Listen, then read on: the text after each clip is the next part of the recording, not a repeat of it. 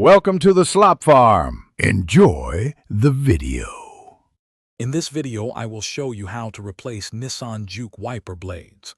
First, gather your new wiper blades, a small flathead screwdriver, and a clean cloth. Make sure your vehicle is parked safely with the ignition completely off.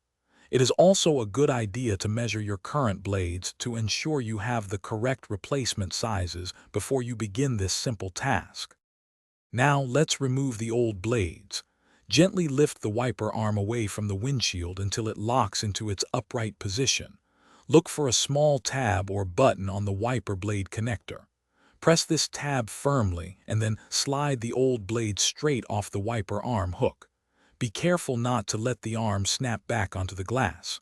Repeat for the other side. Installing the new blades is just as straightforward.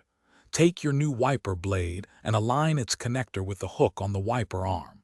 Slide the new blade onto the arm until you hear a distinct click, indicating it is securely in place. Carefully and gently lower the entire wiper arm back onto your windshield. Then, simply repeat these steps for the second wiper blade. Finally, let's perform some quick checks. Turn on your vehicle and test the new wiper blades using your windshield washer fluid. Ensure both blades move smoothly across the glass and clear it effectively without streaking. For best performance and longevity, regularly clean your wiper blades with a damp cloth. Remember to replace your blades every 6 to 12 months for optimal visibility and safety.